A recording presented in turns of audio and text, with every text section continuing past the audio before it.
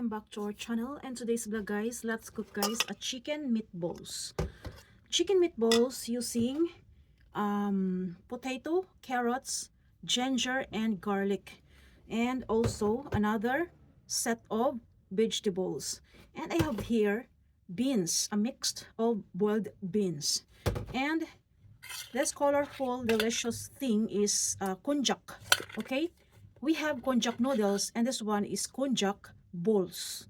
Okay, different colors of konjac, different colors but the same ingredients. They added only a color. Okay, and by using this one, our chicken meatballs would become more delicious.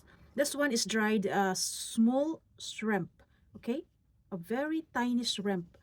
I will add it in our chicken meatballs.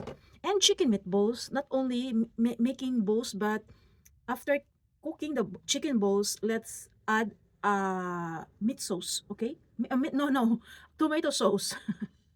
Okay, watch until then, guys, if how I prepare my authentic or my original recipe of chicken meatballs.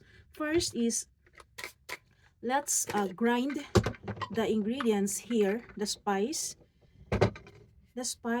and the carrots and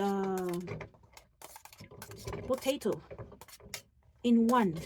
We mix this one in our chicken. Okay, this set of vegetables would be mixed directly here so that our meatballs would become soft texture. Okay, a very hard texture, it's not delicious.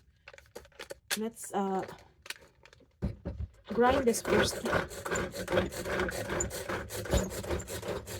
This one, guys, is very convenient and something satisfying.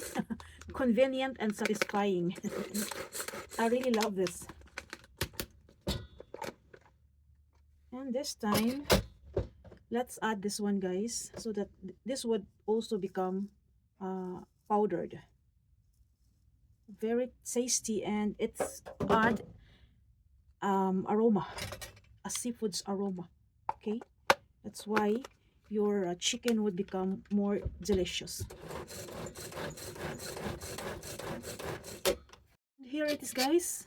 It's become a very small size, and let's add here in our grind chicken. Okay, this is perfect.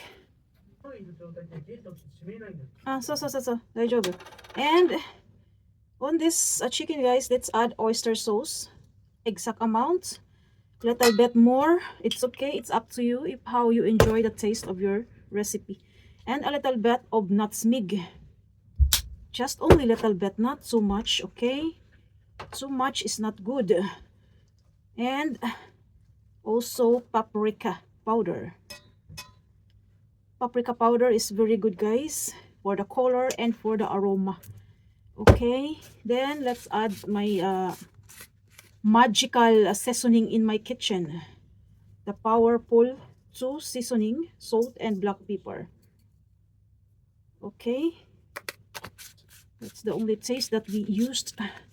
And for more aroma, sesame oil, guys, a little bit, not too much. Sesame oil. And let's add a soy sauce,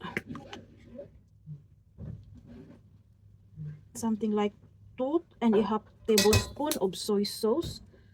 And let's use the sake or rice wine, just only 2 tablespoons. And also I'm using this one, guys, basil, or no, not basil, but parsley, dried parsley.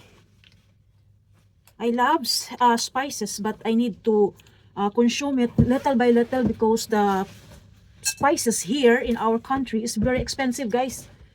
Not the same at the other countries that they can use a lot of spices. The spices here is too much expensive. Today I've been in supermarket. I'm searching for laurel. There's no available laurel leaves, bay leaves in our supermarket, a huge supermarket, but they do not have available bay leaf. That's very amazing. very sad. I would like to buy a bay leaf, but there's no available in supermarket. Wow, because spices, guys, is cannot be grown in this country, guys. More spices they are selling in supermarket is imported, comes from other countries. That's why it's very expensive spices here in our country. That's the reason why we need to consume it in a wise way. We consume it in a little by little, okay, in a small amount. That's the reason why we are using spice in our cooking, not too much, because we buy that very expensive in our supermarket. So guys, here it is, our mixture of chicken, and let's make this one balls. Okay, I will mix it very well. So first, guys, is let's cook the potato and the carrots. Cook properly, okay? Well done. First is let's fry the potato in well done. Or you can add, guys, paprika if you have. Paprika is too much expensive, that's why I did not add it. And my kids do not like that. If they like, maybe I will add. But they don't like the aroma. They only love paprika is me. But this recipe or this menu that I cook is for my kids. I did not usually eat, guys. When I eat, just only fish. And sometimes this one. Steam. This one is sweet potato, guys. Or this one. I did not eat usually rice. I eat rice when I have fish.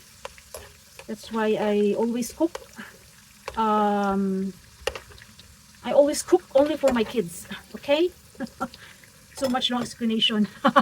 And while cooking that, let's start cooking our meatballs or chicken meatballs, guys, so that the time would be consumed wisely.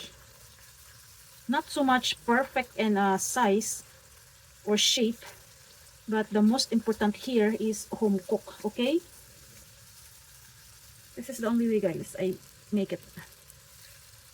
That's why the shape is not too much perfect, but that's okay. As I've said,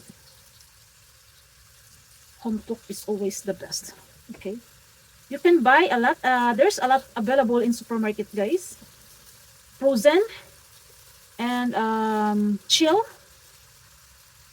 ready to cook, but the taste is not satisfying. My kids do not like the taste.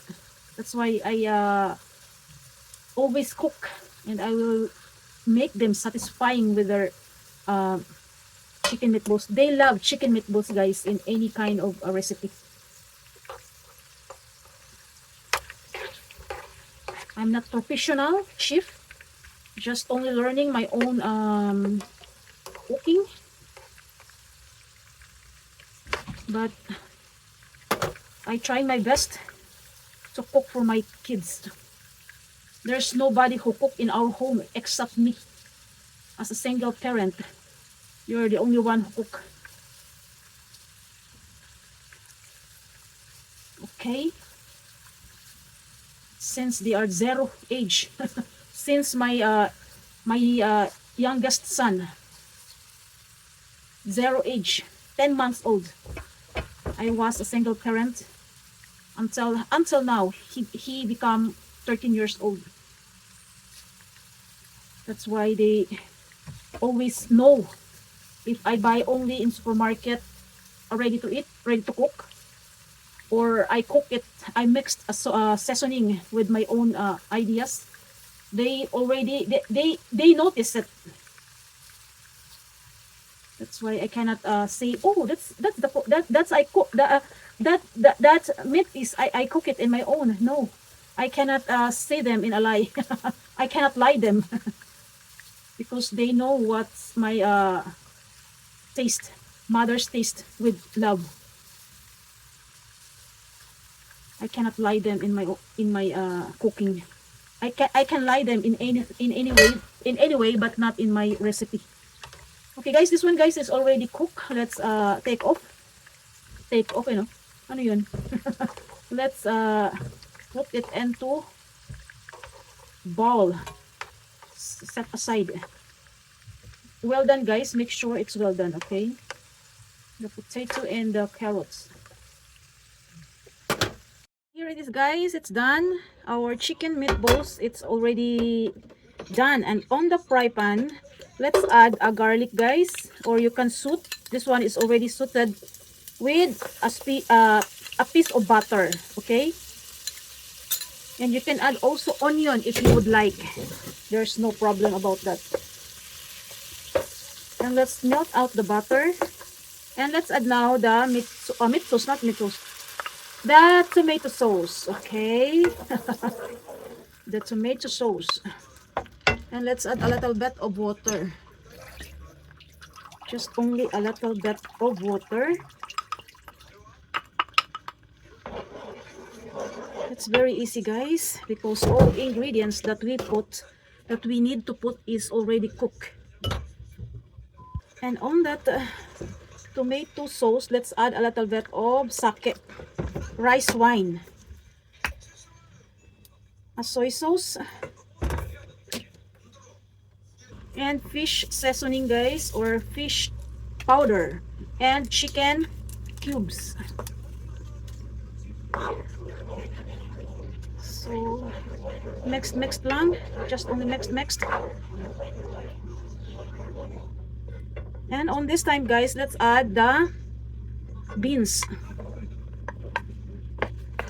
This one is already boiled. And also what do you call this? Konjac balls. Let's add konjac balls.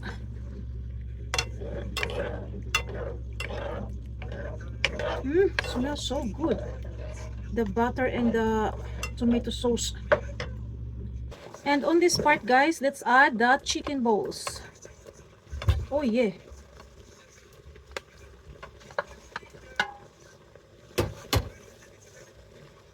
Don't worry, my kitchen is very clean. Next, let's add the potato and the carrots. That's very easy, as I've said. The long process is just only making the meatballs. Okay? And dinner is ready.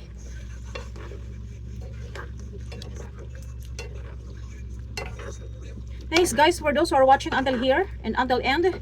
And I hope I could share you guys recipes that born only in my kitchen, okay? This is my authentic tomato sauce chicken meatballs and tomato sauce. This is my authentic guys. Just only mix guys, mix.